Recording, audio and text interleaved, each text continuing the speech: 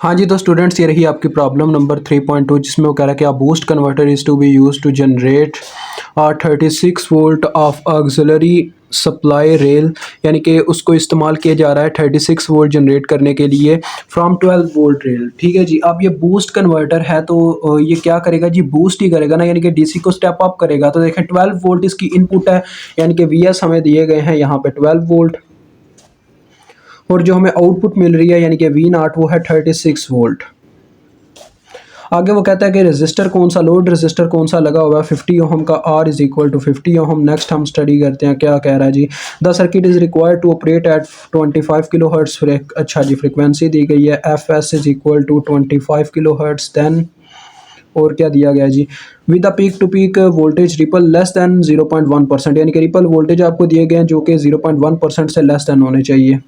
तो हम तो 0.1 के बराबर ही रख के देखेंगे। ठीक है बच्चों, वैसे आपने पहले इस तरह से लिखना है 0.1 से लेस देन होने चाहिए या इक्वल टू होने चाहिए 0.1%, ऐसे प्रेजेंट करते हैं। ठीक है, बाद में इनको परसेंटेज हटा के ना फिर जो आती है वैल्यू उसके इज इक्वल टू रख के हम वैल्यूज़ फाइंड आउट करते हैं, फिर उनके अकॉर्डिंग डिज़ाइन कर देते होते हैं अपने सर्किट को। अब 0.1 को 100 से डिवाइड करेंगे तो क्या आ जाएगा, 0.001 आ जाएगा मेरे ख्याल में। फिर भी मैं एक दफ़ा वेरीफाई कर देता हूँ।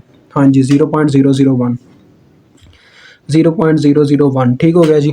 अब हम नेक्स्ट आगे बात करते हैं। आगे क्या दिया गया जी, वो कहता है find value of filter components. आपने फिल्टर कंपोनेंट्स की वैल्यूज़ फाइंड आउट करनी है बच्चों। फिल्टर कंपोनेंट्स में क्या क्या चीज़ें आ जाती हैं, एक तो आ जाता है अपने पास इंडक्टर, एक आ जाता है कैपेसिटर, और ये दो ही चीज़ें आती हैं। और वो कह रहा है कि verify it is designed for continuous inductor current operation. आपने ये वेरीफाई करके देना कि ये जो आपने ये जो बूस्ट कन्वर्टर बनाई है कॉन्टीन्यूस में, मतलब कि ऑपरेट कर रहा है कॉन्टीन्यूस करंट ऑपरेशन में। तो वो कब होता है, जब इंडक्टर की वैल्यू जो है वो 1 - डी, वो जो फार्मूला होता है उससे, उस वैल्यू से ग्रेटर होती है। तो अब वो हम चूज़ करेंगे वो जिस लिहाज से भी देखी जाए। अब देखते हैं क्या आंसर बनता है। सबसे पहले तो बच्चों इसमें से कैपेसिटेंस को निकालना इजी हो जाएगा अगर मैं यहाँ पे अपना डी की वैल्यू निकाल लूँ। ठीक है, क्योंकि यहाँ पे मेन चीज़ यहाँ पे डी की ही कमी है, बाकी सब कुछ गिवन है। तो मैं पहले कैपेसिटर की वैल्यू निकालना चाहूँगा क्योंकि कैपेसिटर भी एक फ़िल्टर कंपोनेंट है। तो पहले मैं डी की वैल्यू निकालता हूँ। आपको याद हो कि जैसा कि हमने बूस्ट कन्वर्टर के लिए इसके नहीं सॉरी ड्यूटी साइकिल का फार्मूला पढ़ा था, जो कि हमारे पास था V naught is equal to V S divided by 1 - D, ये फार्मूला था। यहाँ से आपने ड्यूटी साइकिल का फार्मूला बनाना। देखें 1 - डी पहले उधर जाएगा। ठीक है बच्चों, ज़रा गौर करेंगे स्टेप। 1 - डी उधर गया, वी नाट इसके बटे में आया। ठीक है, तो उधर मैंने क्या किया बच्चों, मैंने ना कुछ इस तरह से किया, यार नहीं इस तरह से थोड़ा सा कंफ्यूजिंग हो जाएगा आपके लिए। देखो पहले 1 - डी चले उधर ट्रांसफ़र करते हैं। ठीक है, 1 - डी उधर चला गया और वी नाट इधर बटे में आ गया, V S over V naught हो गया। फिर हमने क्या किया जी, हम डी को उठा के इधर ले आए और ये दोनों उधर चले गए। तो हमारे पास देखो एट द लास्ट ये फार्मूला बना, डी इधर आके पॉजिटिव हो गया और ये उधर जाके माइनस हो गया, यानी कि 1 - V S divided by V naught, this is your D value.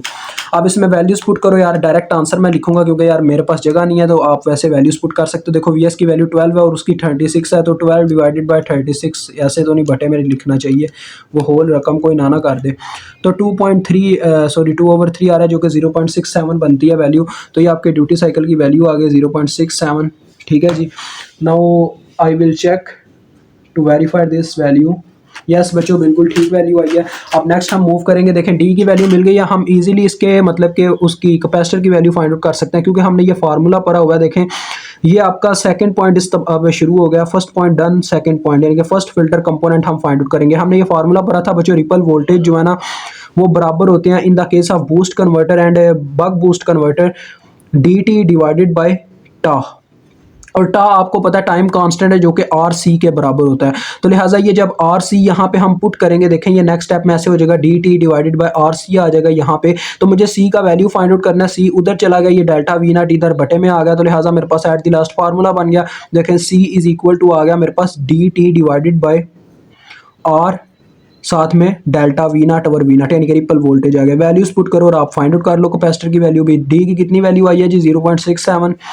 Time period आपके पास कितना है ये आपको नहीं पता, तो टाइम पीरियड आप फ्रीक्वेंसी की फॉर्म में भी फाइंड आउट कर सकते हो। देखो फ्रीक्वेंसी बच्चों, जो रेसिप्रोकल ऑफ फ्रीक्वेंसी होता है ना वो आपके पास टाइम पीरियड होता है। ठीक है, तो 1 डिवाइडेड बाय 25 भी कर सकते हो, या इसमें ये करो कि टाइम को आप 1/f से रिप्लेस कर दो। देखो 1/f यानी कि इसके बटे में एफ एस पुट कर दो। ठीक है, बटे में आप इस तरह से करो, आर की वैल्यू पहले पुट करो, आर की वैल्यू कितनी है 50।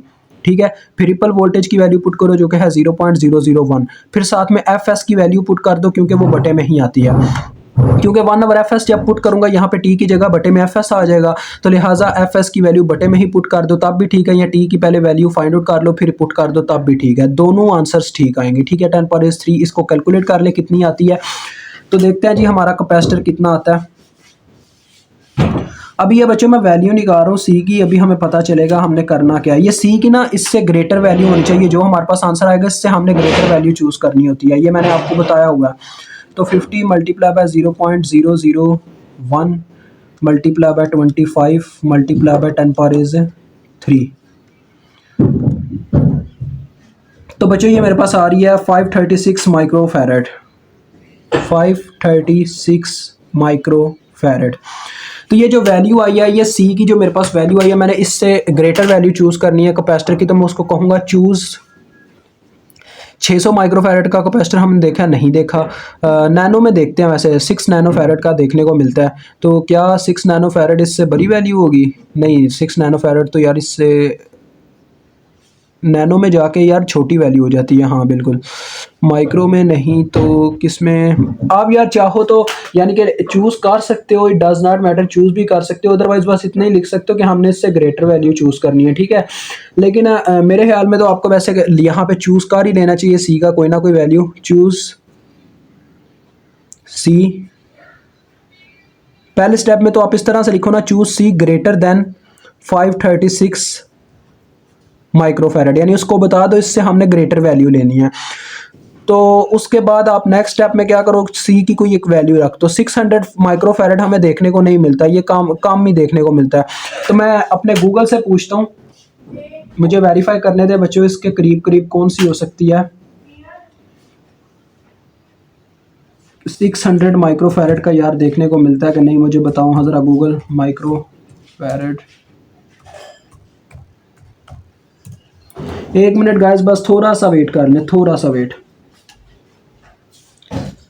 1 फैरेड का कैपेसिटर होता है, उसके बाद 3 माइक्रोफैरड वगैरह भी देखने को मिलते हैं मार्केट के अंदर, पता नहीं अब कौन सा अवेलेबल है यार। आप इतना भी लिख दो काफ़ी है, लेकिन मेरे ख्याल में इससे ना आपको ग्रेटर वैल्यू कोई ना कोई सजेस्ट करनी चाहिए उसे, ठीक है जी। तो वो अब आप पे डिपेंड करता है, आप यार देख लीजिएगा, आप यहाँ तक छोड़ दो, डन है, ठीक है। क्वेश्चन आपने कर दिया, क्वेश्चन में आपने यही बताना था कि कैपेसिटर की कौन सी वैल्यू आपके लिए, यानी कि कौन सी वैल्यू हो, इससे ग्रेटर ही होनी चाहिए, क्योंकि हमने इसको इज इक्वल टू इसलिए रखा हुआ है कि हम चूज़ कर ये चीज़ पता चल सके हमें कि कैपेसिटर की मिनिमम वैल्यू क्या है जिससे हमने हायर पे जाना है, ठीक है।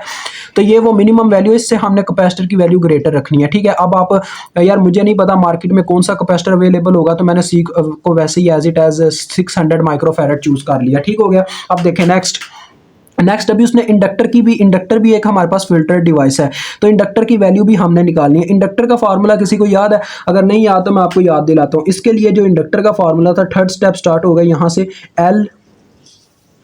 एल की बच्चों हम पहले मिनिमम वैल्यू निकालेंगे, फिर उससे के आगे बात करेंगे। एल मिनिमम इसमें था कि मैंने आपको बोला था यहाँ पे ड्यूटी साइकिल की जो कमी होती है वो पूरी हो जाती है, डी इंटू 1 माइनस डी का स्केयर होता है, और बटे में हमारे पास 2fs होता है, जितना मुझे याद है यही फार्मूला था। फिर भी मैं एक दफ़ा वेरीफाई करता हूँ, ठीक है जी। देखें मेरे जहन में ये सारे फार्मूलाज बैठ चुके हुए हैं, आपके जहन में क्यों नहीं यार बैठ सकते? एक चीज़ देखें, मैं बस यहाँ पे कमी कर रहा हूँ, वो है आर की, बाकी सारा ठीक था फार्मूला।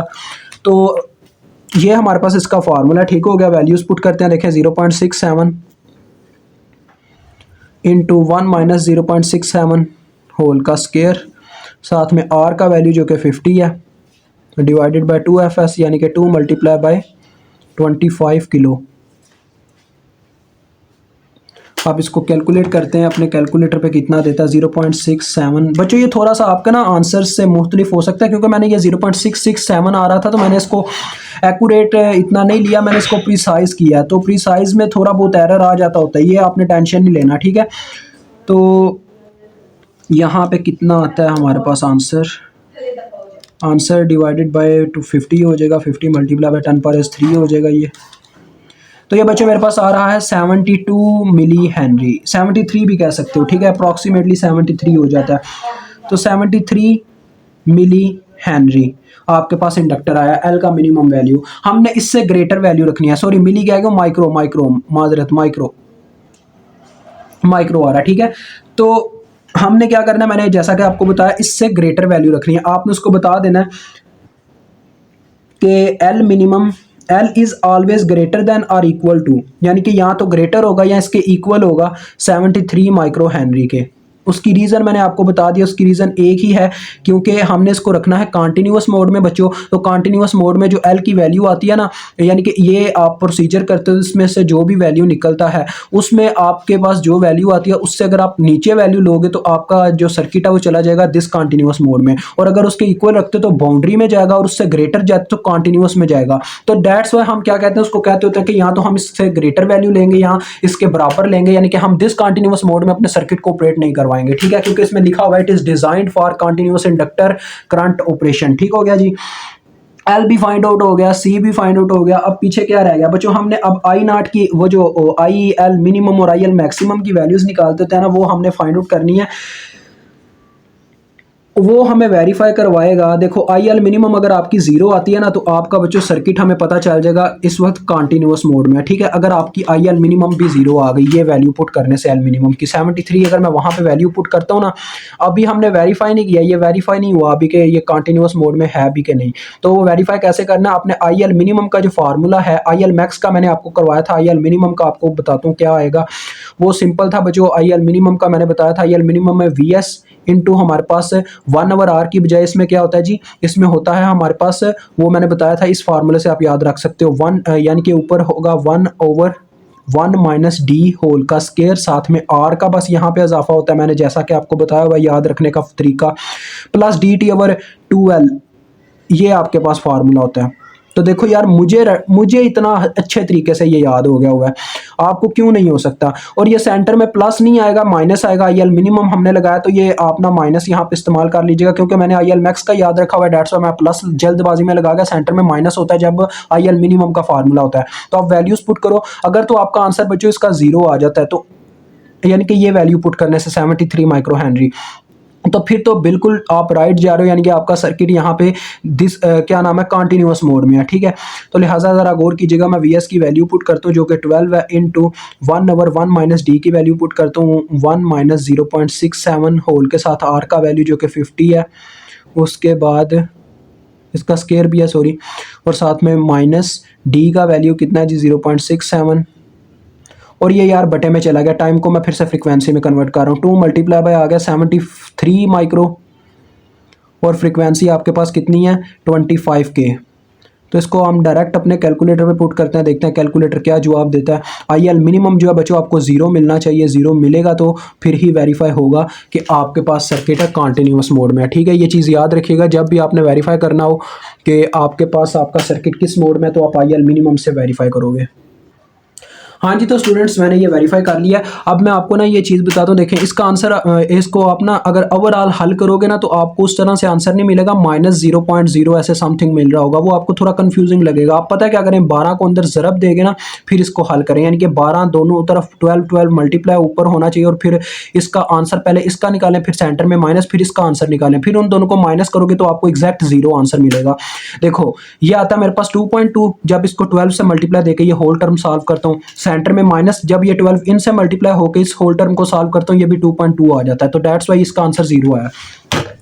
तो लिहाजा यहाँ से हमें पता चलता है हमारा सर्किट जो है वो इस वक्त ऑपरेट कर रहा है कॉन्टिन्यूस मोड में। अब कुछ बच्चे पूछते हैं सर ये आपको कैसे पता चल पा रहा है, यानी कि ये कॉन्टिन्यूस मोड में है, क्योंकि इस तरह से तो ऐसे वेरीफाई होने लग पड़े तो लोग वैसे ही यार इसको वेरीफाई कर बैठे हुए हैं। सर आपको मैं रीज़न बताता हूँ, क्योंकि आपको एक बात तो ये आई एल मिनिमम का ही इक्वेशन क्यों इस्तेमाल हुआ, क्योंकि आपको याद होगा स्टूडेंट, जब हमने एल का जो इक्वेशन है उसको बनाना था, तो हमने उस वक्त भी आई एल मिनिमम की इक्वेशन को ही इस्तेमाल किया, जिसमें हम कहते हैं कि एल की इक्वेशन निकलती ही उस वक्त है जब आई एल मिनिमम जीरो हो जाता है। तो देखें आई एल मिनिमम जीरो हुआ, तो दैट्स वाई इंडक्टर का वैल्यू हमारे पास आया। तो इंडक्टर का वैल्यू अगर हम 73 माइक्रो पुट कर रहे हैं और उससे अगर हमें आई एल मिनिमम का वैल्यू जीरो मिल रहा है, यानी कि अप्रॉक्सीमेटली, यानी कि हमने बोला था ना हमारा सर्किट बच्चों कॉन्टिन्यूस मोड में उस वक्त होगा जब 73 माइक्रो हेनरी के या तो बराबर वैल्यू रखेंगे या इससे ग्रेटर रखेंगे। तो आप दोनों रख के देख सकते हो, आपको दोनों कंडीशंस में आंसर जीरो ही मिल रहा होगा, लेकिन लेस देन रखोगे आपका आंसर यहाँ पे पॉजिटिव या कुछ आंसर आना स्टार्ट हो जाएगा, ठीक है। तो दैट्स वाई उस कंडीशन में आपका दिस कंटिन्यूअस मोड में चला जाएगा। इसी वजह से इस कंडीशन से हम वेरीफाई करते हैं कि हमारा सर्किट बच्चों इस वक्त कंटिन्यूअस मोड में है या दिस कंटिन्यूअस मोड में। बस यही आपका आंसर है इस क्वेश्चन का। ये 4 पार्ट्स थे मेजर, जिसमें फर्स्ट पार्ट है आपका डी की वैल्यू, ड्यूटी साइकिल को कैलकुलेट करना। दूसरा मेजर पार्ट है इसका जिसमें आपने कैपेसिटर को फाइंड आउट करना, मिनिमम वैल्यू और उससे हायर वैल्यू चूज करके आपने अपने सर्किट को कंटिन्यूअस मोड में ले जाना है ताकि वो फिल्टराइजेशन करे और रिपल वोल्टेज को खत्म कर सके। और तीसरे नंबर पे आपने अपना इंडक्टर का वैल्यू निकालना है।